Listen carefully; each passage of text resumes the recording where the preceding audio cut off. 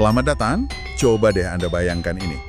Jauh sekali sebelum ada nama Indonesia, di pedalaman Kalimantan, di tepi sungai raksasa yang membelah hutan, sebuah peradaban lahir. Ini bukan cuma cerita soal kerajaan kuno, tapi ini soal titik di mana tanah ini berhenti jadi prasejarah dan mulai menuliskan sejarahnya sendiri. Dan tulisan itu dipahat di atas batu. Hari ini kita akan coba telusuri kisah kerajaan Kutai Martadipura, ya, kerajaan tertua yang tercatat dalam sejarah Nusantara. Betul. Sumber kita untuk penelaahan ini adalah sebuah buku elektronik sejarah yang merangkai kembali kisahnya dari kepingan-kepingan bukti arkeologi, terutama dari tugu-tugu batu misterius yang namanya Yupa. Iya. Misi kita kali ini sederhana aja. Kita ingin paham gimana sih sebuah komunitas lokal di tepi Mahakam sekitar abad ke-4 Masehi bisa berubah jadi kerajaan yang begitu makmur dan terhubung dengan dunia. Kita akan coba bongkar semacam DNA peradaban yang mereka wariskan. Nah, pas banget. Jadi, mari kita mulai perjalanan kembali ke masa lalu ini. Mari! Oke, untuk bisa paham Kutai, kita harus mulai dari lokasinya dulu. Sungai Mahakam di Kalimantan Timur. Hari ini aja sungai itu masif banget kan? Iya. Apalagi 1700 tahun yang lalu. Ini bukan cuma aliran air, ini jalan raya, ini sumber kehidupan, dan koridor informasi di masanya. Disinilah Kutai Martadipura menancapkan akarnya. Dan penting sekali untuk nggak membayangkan Kutai ini sendirian di tengah hutan. Terisolasi gitu. Oh, oke. Di saat yang sama, di seberang lautan sana, India itu lagi zaman keemasan di bawah kerajaan Gupta. Pengaruh Hindu, bahasa Sanskerta, aksara Pallawa itu menyebar lewat jalur dagang maritim. Jadi ada koneksi global ya? Tentu. Nusantara yang posisinya pas banget di persimpangan India dan Cina. Jadi semacam melting pot raksasa. Dan Sungai Mahakam itu salah satu pintu masuk utamanya. Tunggu. Ada yang menarik nih waktu saya baca nama-nama rajanya. Raja pertamanya, Kudungga. Namanya kedengeran sangat lokal kan? Sangat Nusantara, betul. Sangat Nusantara. Tapi putranya tiba-tiba Ashwawarman. Cucunya Mulawarman. Nama mereka kayak langsung datang dari India. Kayaknya ada cerita besar nih di balik perubahan nama dalam satu generasi itu. Apa yang terjadi sebenarnya? Nah, pertanyaan Anda itu tepat sekali sasaran. Inilah bukti, bisa dibilang, bukti visual dari proses yang oleh sejarawan disebut Indianisasi. Indianisasi? Iya, tapi sumber kita ini menekankan banget ini bukan penaklukan militer atau kolonisasi. Nggak ada tentara dari India datang terus menduduki Mahakam. Ini murni pertukaran budaya. Pertukaran budaya yang didorong oleh keuntungan bersama, mungkin? Persis. Keuntungan bersama. Keuntungan seperti apa sih? Apa yang bikin seorang kepala suku lokal kayak Kudungga mikir, wah, ide dari India ini oke juga, kita pakai aja. Coba bayangkan Anda jadi Kudungga. Anda seorang pemimpin yang dihormati, seorang big man di komunitas Anda. Lalu datang para pedagang, para Brahmana, bawa konsep baru, konsep raja. Raja itu bukan cuma pemimpin terkuat, tapi pemimpin yang punya legitimasi ilahi, wakil dewa di bumi. Mereka juga bawa sistem tulisan, teknologi baru. Mengadopsi ini semua bukan berarti Kudungga jadi kurang lokal. Justru sebaliknya. Justru memperkuat posisinya secara drastis. Putranya, Ashwawarman, nggak lagi cuma kepala suku, tapi jadi pendiri dinasti kerajaan. Ini sebuah upgrade politik dan status. Jadi ini lebih ke pilihan strategis ya. Mereka serap teknologi budaya dari luar untuk bangun sesuatu yang lebih kuat di dalam. Akulturasi, bukan asimilasi. Tepat. Dan kemampuan untuk menyerap, mengadaptasi, dan mengolah pengaruh luar tanpa kehilangan jati diri. Nah, inilah yang jadi tema berulang dalam sejarah panjang Nusantara. Kutai itu babak pertamanya. Dan kita tahu semua ini karena ada bukti fisik yang luar biasa. 7 tugu batu bernama Yupa. Betul. Bisa dibayangin gak sih? Nemuin prasasti aksara kuno di Muara Kaman di tengah Kalimantan. Rasanya kayak nemu pesan dalam botol yang umurnya ribuan tahun. Iya. Dan secara harfiah, Yupa itu kan artinya tiang kurban ya. Fungsi aslinya di India itu untuk mengikat hewan kurban, tapi di Kutai fungsinya berevolusi. Jadi lebih dari sekedar tiang kurban. Jauh. Di sini, Yupa itu monumen peringatan, tugu pencapaian, Dan yang paling penting, catatan sejarah.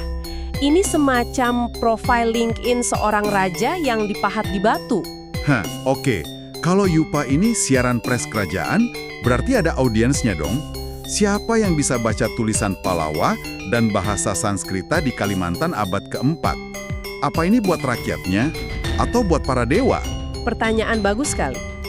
Jawabannya mungkin ketiganya sekaligus. Buat kaum elit lokal dan Brahmana, ini validasi kekuasaan. Buat pedagang asing, ini penanda bahwa mereka berurusan dengan peradaban maju. Dan buat rakyat biasa? Meskipun mereka nggak bisa baca, keberadaan tugu batu berukir itu sendiri sudah jadi simbol kekuatan dan kemegahan yang luar biasa. Pemilihan mediumnya, batu. Itu juga sebuah pesan. Maksudnya? Batu itu kan permanen, tak seperti daun lontar yang lapuk. Pesannya jelas, kekuasaan dan kemakmuran Mula Warman ini abadi, nggak akan lekang oleh waktu. Dan salah satu headline terbesar di Yupa ini kan soal sedekah 20.000 ekor sapi oleh Raja Mula Warman. Angkanya ini fantastis. Fantastis. Dan ini bukan cuma pamer, ini manuver politik dan spiritual yang jenius. Dalam tradisi Hindu, berdharma atau dana itu kewajiban suci raja. Oke. Dengan sedekah 20.000 ekor sapi, hewan suci, ke para Brahmana, Mula Warman itu secara efektif membeli legitimasi ilahi. Setiap sapi itu ibarat suara dukungan dari surga. Wow. Ini nunjukin dia bukan cuma raja kaya, tapi juga raja yang soleh, yang menjalankan dharmanya. Dia sedang membangun citra sebagai pemimpin ideal. Jadi, Yupa ini bukan cuma akta kelahiran sejarah tertulis Indonesia, tapi juga mahakarya public relations dari abad keempat. Ini mengubah cara saya memandang batu-batu itu. Sebelum ada Yupa, kita cuma punya artefak bisu. Dengan Yupa, kita punya nama, silsilah, dan narasi. Sejarah Nusantara pun dimulai. Tadi kita sempat singgung soal perubahan nama dari Kudungga ke Aswawarman. Ini kan bukan cuma ganti nama ya. Sepertinya ini merefleksikan pergeseran kekuasaan di dalam keluarga itu. Betul sekali. Silsilah itu adalah cerita pembentukan sebuah negara. Kudungga itu titik nol, sang pendiri lokal. Lalu putranya Aswawarman disebut dalam prasasti sebagai Wamskarta. Wamskarta artinya apa itu? Artinya secara harfiah itu pembentuk keluarga atau pendiri dinasti. Ini momen krusial. Gelar ini menandakan transisi dari sistem kepemimpinan karismatik ke monarki turun-temurun. Kekuasaan jadi dilembagakan dan diwariskan. Persis. Lalu puncaknya adalah cucunya, Mula Warman, yang digambarkan sebagai raja paling mulia dan perkasa yang bawa kerajaan ke puncak kejayaan. Dan sistem pemerintahannya pun ikut berubah, mengadopsi model Deva Raja atau Raja Dewa. Artinya, raja itu dianggap titisan dewa di bumi. Benar, raja menjadi pusat kosmos, penjamin kesuburan dan kemakmuran. Nah, untuk menjaga status ilahiyah ini, peran kaum Brahmana jadi sangat vital. Mereka yang kasih stempel halal dari surga gitu ya? Bisa dibilang begitu. Hubungannya simbiosis mutualisme. Raja melindungi Brahmana, Brahmana memberi justifikasi spiritual bagi kekuasaan raja. Kisah 20.000 ekor sapi itu mengabadikan hubungan ini. Sumber kita juga menyebut adanya sistem kasta. Brahmana, Ksatria, Waisya, Sudra. Apa ini sama kakunya dengan di India? Rasanya agak sulit ya membayangkan sistem seketat itu diterapkan di masyarakat yang tadinya mungkin lebih egaliter. Kemungkinan besar tidak. Sistem kasta di Kutai tampaknya lebih fungsional, bukan diskriminatif. Ini lebih ke pembagian peran. Brahmana itu kaum rohaniawan, Ksatria bangsawan, Waisya pedagang, dan Sudra petani. Semacam kerangka untuk mengorganisir masyarakat yang makin kompleks? Tepat. Dan model ini terbukti sangat sukses. Menjadi cetak biru yang ditiru kerajaan-kerajaan besar setelahnya, dari Tarumanegara sampai Majapahit. Kutai itu laboratoriumnya. Oke, sekarang ke pertanyaan yang dari tadi mengganjal. Logistik, 20.000 ekor sapi. Bahkan buat standar modern, itu kekayaan yang luar biasa. Dari mana kerajaan di tengah Kalimantan abad keempat dapat sumber daya sebesar itu? Jawabannya ada dua.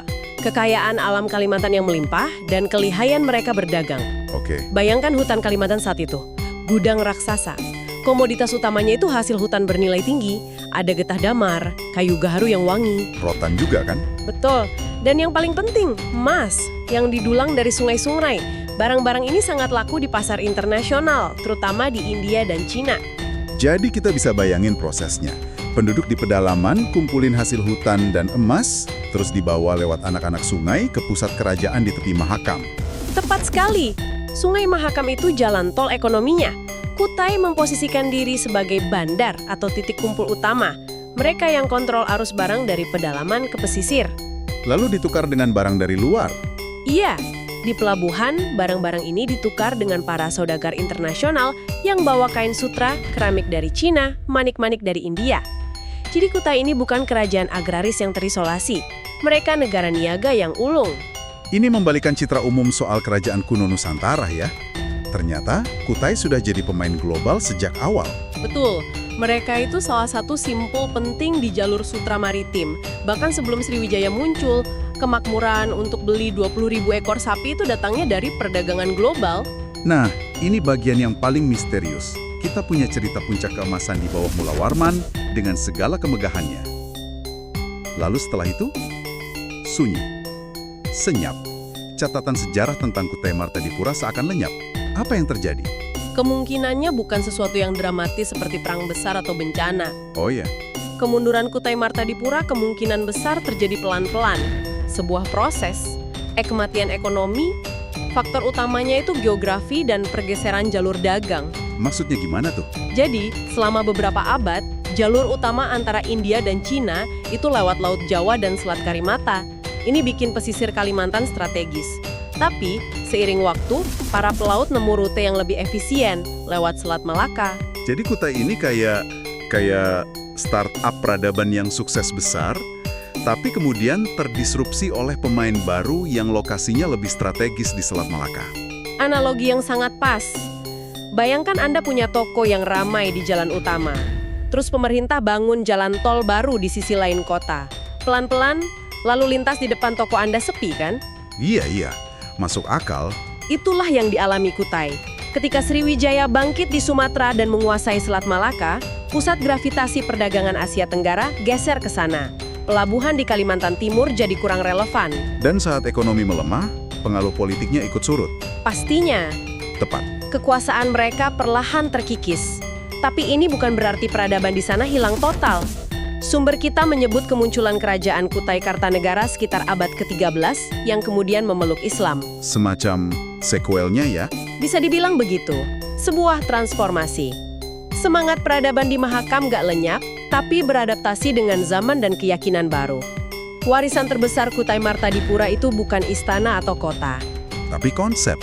Iya, warisannya itu konseptual. Inilah yang saya sebut prasasti nilai. Yupa sebagai bukti awal literasi.